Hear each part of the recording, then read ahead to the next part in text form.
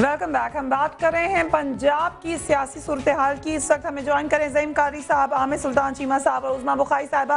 वक्फे पे जाने से पहले उज़मा साहबा, मैंने आपसे कहा था आपके पास आऊंगी वक्फे के बाद। इस वक्त पंजाब में बजट की बहस होनी चाहिए, मामला किसी और तरफ है, आप क्या समझती हैं? ज़ेब देता है ये? जी बिल्कुल नहीं फरिया। और पहले मैं आपने इंपॉर्टेंट बात और आपने इंपॉर्टेंट सवाल किया था ज़हीम कादरी साहब से, जो गवर्नर साहब ने लेटर लिखा है और रिकॉर्ड पे मौजूद है कि जो मुल्जिम है सलमान तासीर साहब का, उसने अभी भी रिकॉर्ड पे मौजूद है कि उसने कहा कि मैंने कत्ल प्रोवोकेशन की वजह से किया। सो अब किसको प्रोवोकेट किया जा रहा है और क्यों प्रोवोकेट किया जा रहा है, ये एक बहुत बड़ा क्वेश्चन है। बगैर किसी तफ्तीश के, बगैर किसी वजह के हम लोग फरिया ये बहुत खतरनाक बात है और इसीलिए हम इसके ऊपर सेंसिटिव हैं कि ये इशू सूबे के किसी तरह मुफाद में नहीं है। बगैर और केस की किसी खास केस में जाए बगैर, कादरी साहब, बात ये है कि इस किस्म के मामला सेंसिटिव भी होते हैं। फरिया बात कंप्लीट कर जी फरमाइए फरिया, मुझे बात कंप्लीट कर लीजिए। जो आपने बजट की बात की थी, हमने यकीनन यही फैसला किया जो नेशनल असेंबली में हुआ। हमें हमारी कैदत की तरफ से इंस्ट्रक्शंस आई कि वो हम पंजाब असेंबली में नहीं करेंगे और उसका सबने नमूना देखा कि हमने खामोशी के साथ बजट तकरीर सुनी भी और उसके बाद हम बजट की तकरीरों में अपनी बहस में हिस्सा ले रहे हैं। लेकिन ये हमेशा राना सनाउल्लाह साहब की तरफ से कोई ना कोई ऐसी शर्मंगेजी उठती है सेशन में।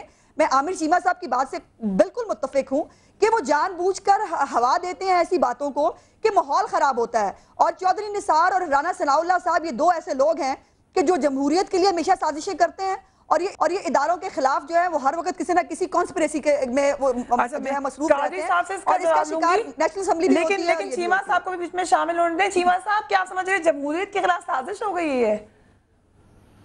देखिए, साजिश तो नहीं है, जमहूरियत में ये कल्चर है, बातचीत चलती रहती है, बाहर की समस्या है। लेकिन दुख इस बात का है कि हमें अवाम ने मुंतखब किया है अवामी मसाइल हल करने के लिए, और लेकिन यहाँ हो क्या रहा है, कभी भी आप देख लें ब्लेम गेम्स चल रही हैं, एक दूसरे पर इल्ज़ामात। और ये तो बजट था, बजट का इजलास था और बड़ा अहम इजलास था और इसमें हमने अपने मसाइल, अपने अवामी मसाइल को हल करना था। लेकिन आप देखें कि बहस जो है वो, उनकी जो बहस है वो अखबारात में और मीडिया में कम आ रही है और इस लड़ाई झगड़े की बहस जो है वो ज़्यादा आ रही है। दुख इस बात का है कि आज हम कर क्या रहे हैं, क्या हम अवामी मसाइल हल कर पा रहे हैं? आज पंजाब में क्राइम का रेट जो है वो कहाँ से कहाँ पहुँच गया है। आपने अगर बजट अल्फाज की जो हेरा फेरी का बजट पेश किया है अपना, उस बजट को देखा जाए तो उसमें उसकी कोताहियों और गलतियों की हमने निशानदेही करनी थी और वो निशानदेही हमने की है अपनी स्पीचेस में, लेकिन वो उनकी नहीं बन सकी क्योंकि ये लड़ाई और झगड़ा जो है ये सामने आ गया। क्या फरमाते हैं आप? इस वक्त जो कॉन्क्रीट आप लोगों को बहस करनी चाहिए, अवामी मसाइल पे तवज्जो देनी चाहिए, आप क्या एक दूसरे की पार्टियों में कीड़े निकाल रहे हैं उनके मेंबर्स में? देखिए जी, ये आप बिल्कुल दुरुस्त फरमा रही है, ऐसा ही होना चाहिए। चीमा साहब की बात का मैं इसलिए जवाब नहीं दूंगा क्योंकि अब ये एक झेली तंजीम है पीपल्स पार्टी की, पता नहीं लेबर विंग है उनका या कोई स्टूडेंट विंग है। मैं सिर्फ ये कहना चाह रहा हूँ कि पाकिस्तान कादरी साहब ऐसी बात नहीं है, हमारी जमात एक बाकायदा जमात है और मुझे दुख इसी बात का है कि आप लोगों को हमारी जमात से ही तकलीफ है और मुझे तो इस बात का कि कम से कम आप लोगों को हमारी जमात को समझते ही नहीं थे। आज आपको एहसास तो हो गया कि हमारी जमात भी वजूद में है अल्लाह के फजल से, उनके साथ हुकूमत में अल्लाह के फजल से।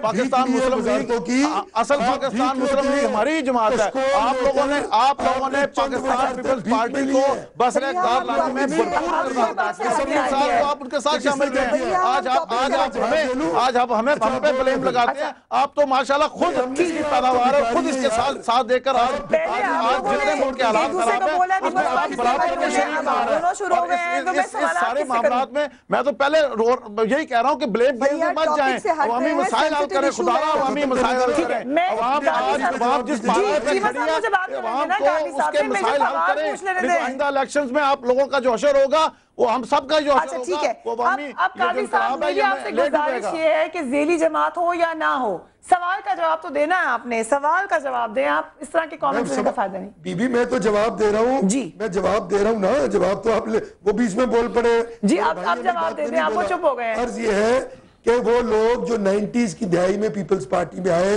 जिस तरह बाबर अवान साहब हैं, लतीफ खोसर साहब हैं और बहुत सारे लोग हैं, ये वो पीपल्स पार्टी नहीं है जो आइडियोलॉजिकल पॉलिटिकल पीपल्स पार्टी थी।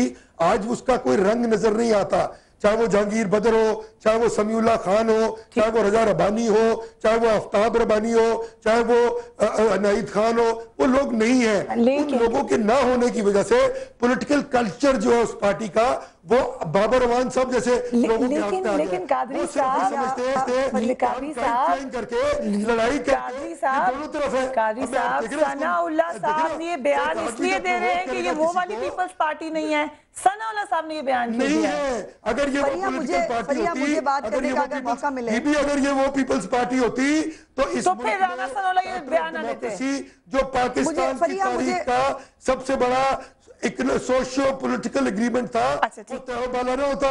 ठीक है, बहाल होते फरिया, मुझे नहीं पता हम पीपल्स पार्टी पुरानी और नई वाली बहस में कैसे चले गए हैं। फरिया, मुझे हैरत है, ये आइडियोलॉजिकल पॉलिटिकल पार्टी नहीं है। ठीक है कादी साहब, मुझे सॉल्यूशन, जी आप डिस्ट्रीब्यूशन ऑफ टाइम फेयर होना चाहिए, हमें भी बात करने का। जी कादी साहब, उस्मा बुखारी साहब के पास जाने दीजिए प्लीज। उस्मा बुखारी साहब, सॉल्यूशन क्या होगा, कौन कर सकते हैं दोस्ती की? देखिए फरिया, बात लड़ाई झगड़े की नहीं है। अब मुझे हैरत यह है कि ज़हीम कादरी साहब को हमारी पार्टी की फिक्र क्यों है? वो अपनी पार्टी की फिक्र करें। राणा सनाउल्लाह की पार्टी में कब आए थे ये बताएंगे? ये राणा सनाउल्लाह भी इनकी पार्टी में 90s में आए थे। राणा सनाउल्लाह भी 90 में आए थे। आप हमारी पार्टी पे इतराज करने वाले कौन होते हैं? इस पार्टी पे देखिए, इस तरह से मैं बात नहीं कर पाऊंगी। पॉलिटिकल पार्टी मैं भी मोदी दरवाजे की तरह तकरीर कर सकती हूँ, बट मैं करना नहीं चाहती। इनको कर लेने दें। ये गलत बात है यार, इस तरह ना करें। अच्छा कर लें, आप कर लें। आप एक मिनट रुक जाएं, आप दोबारा इस पे आ जाएं प्लीज। कादरी साहब प्लीज, वक्त थोड़ा खत्म हो रहा है, आप इस पे आ जाते हैं। ये रोज बहस होती है जो अभी शुरू होगी। उस्मा बुखारी साहब, आप लोगों का मुतालबा क्या है? उस्मा बुखारी साहब, आप लोगों का मुतालबा क्या है? मामला कैसे सॉल्व होगा? जी आप ये देख रही हैं, यही रवैया है और यही वो प्रॉब्लम है जिसकी वजह से हालात खराब होते हैं कि किसी और को सुनना नहीं चाहते ये। और हमारा मुतालबा कतई तौर पर वही है जो सेनेट करारदाद ने कहा है कि राणा सनाउल्लाह को बरतरफ किया जाए। वो ज़हनी तौर पर इस ओहदे के लिए, वज़ीर कानून के ओहदे के लिए फिट नहीं है और किसी और अहल फर्द को जो है इस ओहदे पर जो है वो फाइज किया जाए। वो आप बरतरफी मांग रहे हैं, माफी से काम नहीं चल सकता। बरतरफी पे एकदम माफी की बात नहीं है, उनकी ट्रेनिंग ही ऐसी है। मैंने आपको उनका माजी बताया है, मैं उसमें नहीं जाना चाहती। उनकी ट्रेनिंग ही ऐसी है, वो अपनी लैंग्वेज पे काबू नहीं पा सकते। वो अपनी लैंग्वेज पे काबू नहीं पा सकते। उनका प्रॉब्लम है, वो बोलते पहले हैं, सोचते बाद में है और उनको पता नहीं चलता वो क्या कह जाते हैं। उनकी वजह से 2 पॉलिटिकल मर्डर्स हो चुके हैं, सलमान तासीर और शहबाज भट्टी का। अब उसके बाद वो मजीद क्या चाहते हैं?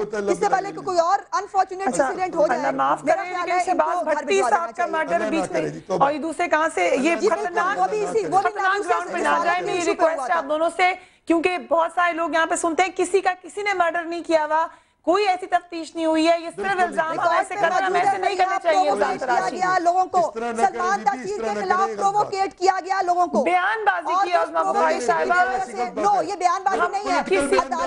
अदालत में मुल्जिम का रिकॉर्ड पे बयान मौजूद है, उसने कहा मुझे प्रोवोकेट किया गया। अच्छा ये बहुत खतरनाक है। मैं दोबारा इससे वापस आ जाऊंगी। ज़हीम कादरी साहब, मुझे ये बता दीजिए दोबारा आपसे, मैंने शुरू में ही सवाल किया था, आप क्या समझते हैं राणा सनाउल्लाह साहब ने जिम्मेदाराना बयान दिया है? वाजिबुल कत्ल का लफ्ज कैसे कह दिया उन्होंने?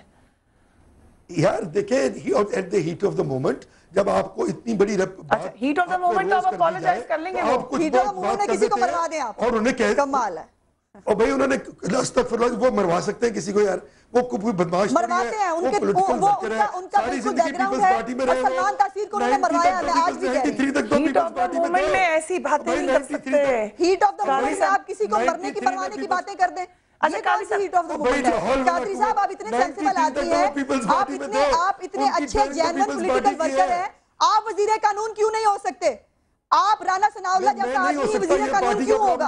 आप क्यों नहीं हो सकते? मैं कह रहा हूं वो यार ये बिल्कुल गलत बात है। देखिए, हमारी पार्टी का ये फैसला है कि वो ही राणा सनाउल्लाह के बाद नून लीग खत्म हो जाती है। राणा सनाउल्लाह के बाद नून लीग में कोई बंदा नहीं है। देखें, बात ये है कि कत्ल के इल्जाम लगाना मेरे ख्याल में किसी पॉलिटिकल वर्कर पे ये जुल्म है। ये फैक्ट है, ये फैक्ट है। सलमान तासीर को प्रोवोकेट नहीं उस्मा बुखारी साहब या इस एरिया में नहीं जाना।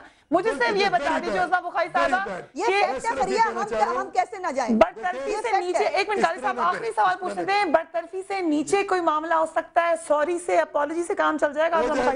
हो जाएगा। जी देखिए, सेनेट के अंदर रेजोल्यूशन आ चुका है, उनकी बरतरफी का मुक्ता आ चुका है।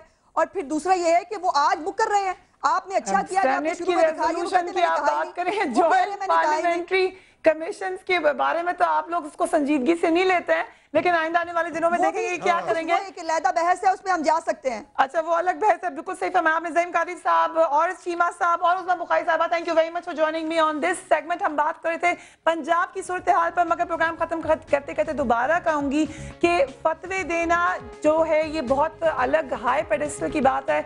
हम लोग या और कोई लोग जाकर डिक्लेयर नहीं कर सकते किसने क्या किया, और ये बहुत ही खतरनाक ग्राउंड है, यहाँ से बच के चलना है। मगर जाते जाते क्रिकेट की थोड़ी सी बात, शाहिद आफरीदी और पाकिस्तान क्रिकेट बोर्ड के दरमियान आखिरकार सुलह हो गई है।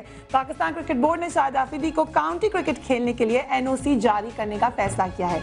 इसके साथ ही आज का प्रोग्राम का वक्त अब खत्म होता है। अब आपसे कल मुलाकात होगी। अपने घर वालों का ख्याल रखिएगा। Do write to us on न्यूज़बीट@sama.tv। फैयाद इसमें टीम को इजाजत दीजिए। अल्लाह हाफिज।